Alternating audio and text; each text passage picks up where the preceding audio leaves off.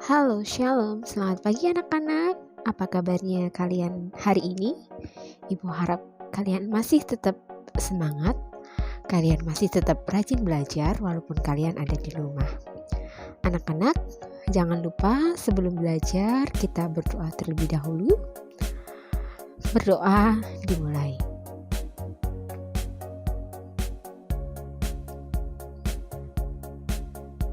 Berdoa selesai.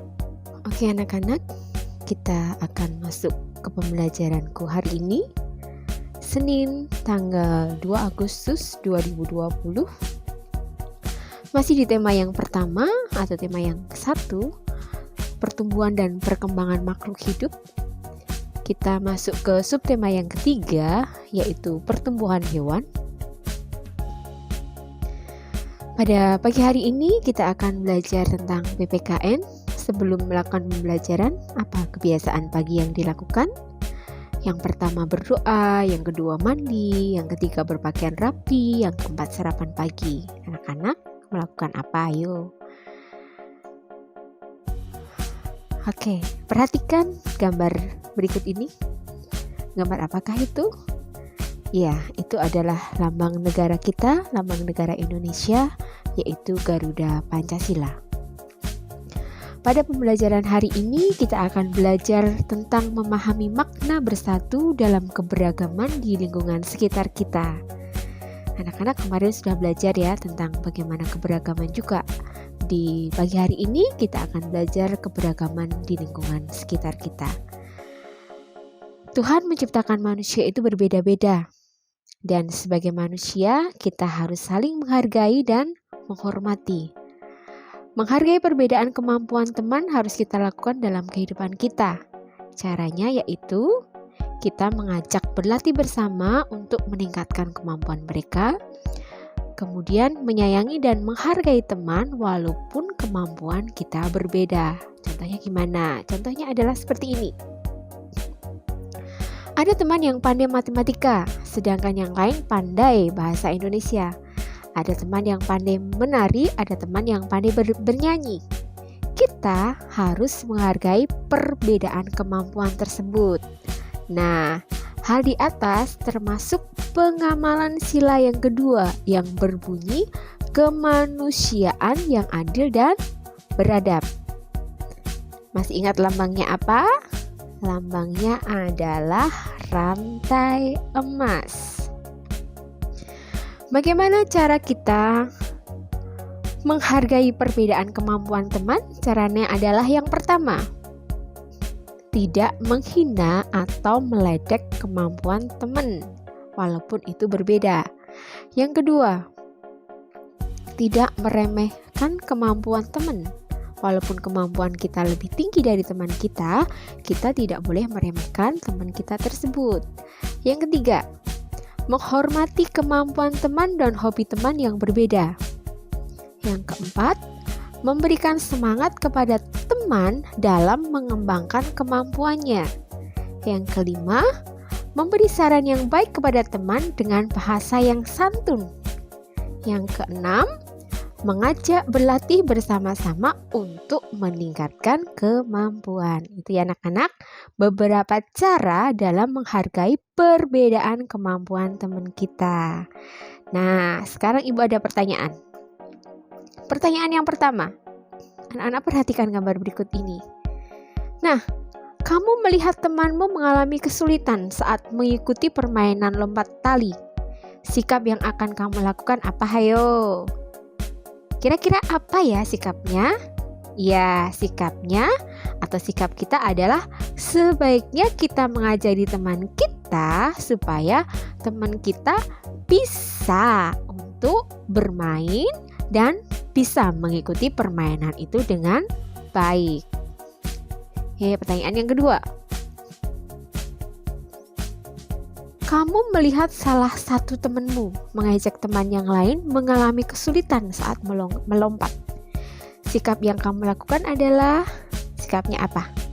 Ya, sikapnya adalah memberikan nasihat kepada teman kita yang mengajak tadi untuk tidak mengulangi perbuatannya lagi. Oke, pertanyaan yang ketiga. sebelum pertanyaan ketiga, sikap yang kedua juga masih ada ya.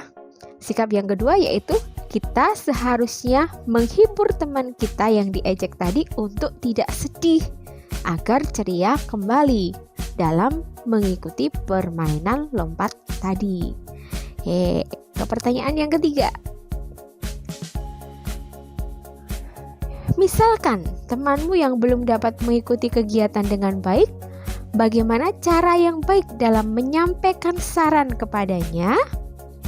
Nah, sarannya adalah memberikan nasihat agar dia lebih giat belajar lagi supaya bisa mengikuti kegiatan tersebut dengan baik. Manfaat menghargai kemampuan teman adalah yang pertama, kita akan memiliki teman yang banyak.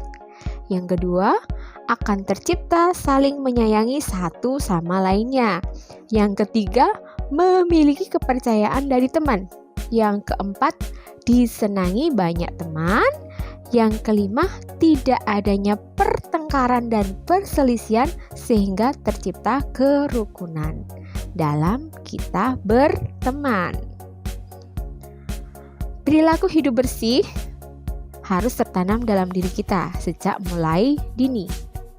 Menjaga kebersihan lingkungan masyarakat adalah tanggung jawab semua warga masyarakat. Di bawah ini adalah tindakan-tindakan yang tidak terpuji yang terjadi. Sebagai manusia, kita harus memberikan saran ketika ada teman kita melakukan suatu tindakan yang tidak terpuji. Nah, sikap menghargai teman yang lainnya tadi adalah memberi saran dengan baik jika teman melakukan kekeliruan dengan bahasa yang santun. Oke, kita lihat contoh yang pertama. Oke, kamu melihat seorang anak membuang sampah sembarangan. Saran yang kamu sampaikan adalah, kira-kira apa ya sarannya? Sarannya adalah, kamu bisa menasihati temanmu bahwa seharusnya dia membuang sampah pada tempatnya. Karena kalau membuang sampah sembarangan bisa membuat lingkungan kotor dan terjadi bencana banjir. Kemudian contoh berikutnya.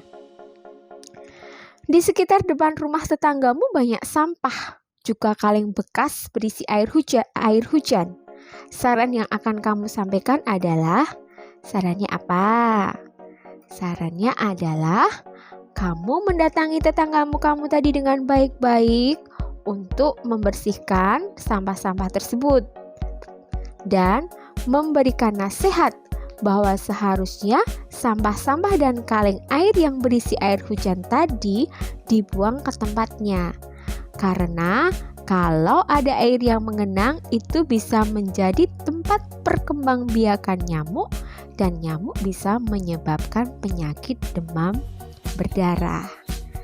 Nah, anak-anak,